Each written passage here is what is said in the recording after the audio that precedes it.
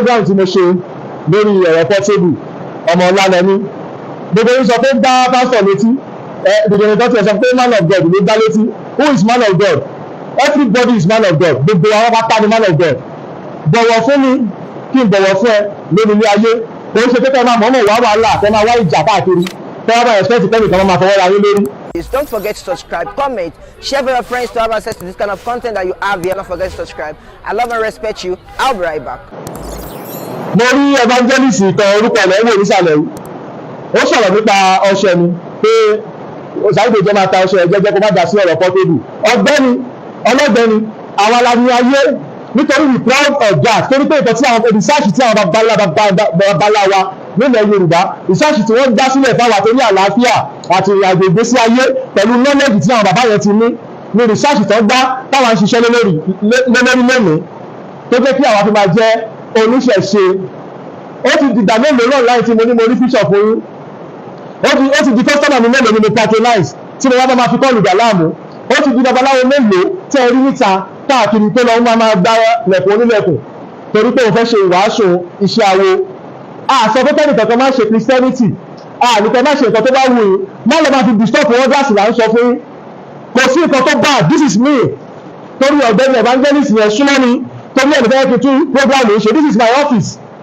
Apart from pé mo jẹ́ oníṣẹ̀ṣe mo níṣẹ́ lọ́wọ́ before kí n tó ṣe ìṣẹ̀ṣe yẹn wọ́n dẹ̀ ti gbé kinní ilé mi lọ́wọ́ ìwọ tó bá wá ṣe yàmá níwájú ilé mi wàá jẹ bàbá ńlá mẹ́rẹ̀ ó ń bọ̀ ẹ so ìbí bá fẹ́ challenges evangelist yẹn ṣe evangelist yẹn ṣé ọ̀nà fẹ́yìn gbogbo ní ọgọ́ta èlọ́tọ̀ fún lẹ́rí lọ nígbà tó fẹ́ dìbò fẹ́ kìlọ̀ fún Sunday Igboho pé kó tẹ fún ní chance kọ́ fún bàbá wa ní chance ó máa ṣe dáadáa tíṣọ̀ yín yẹn ó ti wá bí yín lọ́wọ́ sí àbí torí èlọ́tọ̀ fún yín ló ń jáde ń gbà ẹ̀ ibi tẹ́ bá bayé àwọn èèyàn jẹ́ dé Ọlọ́run á bí yín atáyé ṣe làwa. Mo ti tú èlọ́tọ̀ ayé ṣe tó jẹ́ pé ẹ̀yin evangelist ẹ̀yin pastor inú wa ẹ̀wọ̀ ẹ má jẹ́ kí n tẹnu bọ̀rọ̀ o. Nígbà kan náà sọ pé I like you because you are a trusted person and you also follow Sunday Igboho to the poor. Thank you mọ́mí mo ń kọ́mẹ́ntì bọ̀ tó bá yẹ pé torí reality lẹ́fí máa dislike ìwé bẹ́ẹ̀ tàpẹ́ ọ̀ follow mi nísinsìnyí ẹ̀ ń gbọ́. Ìwọ́n tó bá ti jẹ́ pé because I'm talking truth wọ́n ṣe láìpẹ́ ní àbí reality wà ní délẹ̀ ká má sọ fúnra wa. Àìmọye àwọn tó fọwọ́ patronize ní níbẹ̀ tó yẹ pé tíṣẹ́ wọn ò bá jọmọ́ ọṣẹ I will tell them the fact ní ìlú sọ pé torí pé mo fẹ́ tajà. Kò yẹ yín níbo ìbẹ̀ṣẹ̀ wá wà I'm proud of myself, this is my office. Mi ò tún rẹ́ǹtì ọ́fíìsì sí mo kọ́ ni fún ara mi níbi ọ̀pọ̀lọpọ̀ mi ò ní fún opportunity tó ti máa dá church sílẹ̀ tó máa lólúwa pé o ṣe mo parọ́ ni ọ̀pọ̀lọpọ̀ mi ò ní fún opportunity ẹ fi ẹ̀ńtọ́lọ́n bá ti gbé ga ẹ fi sílẹ̀ bí ẹ lè rí àfà nínú àwọn àfà yẹn ẹ lè rí wọn ní workshop ọdún tó máa pariwo tí àwọn àbá fẹ́ lígù mọ́ ẹ ó máa wá ó máa mọ ọgbọ́n tó máa fi wọlé sí ẹ lára àwa kí ẹ ó ti ní bọ́ ṣe ń ṣe kò ń ṣe pé kó wá jókòó sórí ìta mẹ́ta kó dàbí kidnapper káwọn aládùúgbò bẹ̀ máa wù ẹ́ kó má sọ̀rọ̀ láyé tó lè ẹ tí láì láti ẹni tí ò bá understand ìwé ó kú ní làákàyè ni kò sí man of God níbi kankan adélé ayé lóníkálùkù ń gbìyànjú Jésù ò rán anybody níṣẹ́ Jésù ò call anybody gbogbo ẹni ni mo fi sọ Jésù ò pé anybody Jésù ò wá Nàìjíríà Jésù ò ṣe ọmọ Nàìjíríà ibi tó ti bí Jésù gbọdọ̀ hard work wọ́n ṣe iṣẹ́ lójú méjèèjì let everybody should go and work gbọdọ̀ náà bí mo ṣe jẹ́ oníṣẹ̀ṣe yìí no wait pause bí mo ṣe jẹ́ oníṣẹ̀ṣe yìí now mo ti dé ilé ibi tí mo ti ń ṣẹ̀ṣẹ̀ àbí lẹ́yìn ìgbà tí mo kúrò ní studio mo dé wá ṣòmítọ́ àgbàtọ́ làwa ń gba ọ̀lẹ ní òde dédé jókòó sí nígbà only kí wọ́n máa expect pé tí èèyàn bá ṣe tí èèyàn bá ti wá rajà ní ìní jẹun no tó o bá sọ pé Ọlọ́run pè ẹ́ jẹ́ kó rí ní inú ayé rẹ pé Ọlọ́run pè ẹ́ níṣẹ́ lọ́wọ́ tó ń ṣe did you know how much tí mo fi establish nǹkan sí nígbà ìṣá did you know how much torí pé I see a lot of people have different challenges Ọlọ́run dẹ̀ ń lò wá láti ṣe kí ni Ọlọ́run lè lo ìwọ náà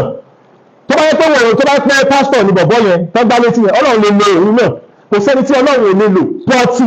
kì í ṣe pé torí pé mo wá jẹ́ oníṣẹ̀ṣe é sìn kí wọ́n bẹ̀ sí níbi ìsọ́fà ará àdúgbò káàkiri èyí jẹ́ ni mo sọ fún yín pé tẹ́lẹ̀ ká kọ́ńtọ̀ fún bẹ́ẹ̀ ẹ bá sọ pé Portable ṣe mistake bó ṣe gba létí tó bá jẹ́ pé èmi gangan ni màá ṣe jù bẹ́ẹ̀ lọ ṣe fẹ́ gbé òótọ́ ọ̀rọ̀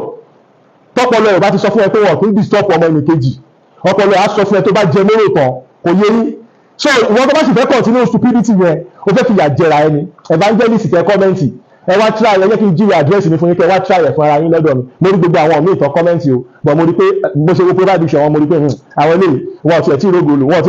tiẹ̀ tí jí sáyé wọ́n sì ń sùn lọ́rùn wọ́n kàn wà láyé bí aláìsí ni òjẹ́ kí n dá wọn lò but mo rí pé evangelist yóò flesh díẹ̀ kò yí ẹ orí ẹ kí n reply yẹ normal pé ọ̀gbẹ́ni wa ó lè jẹ́ evangelist kó o jẹ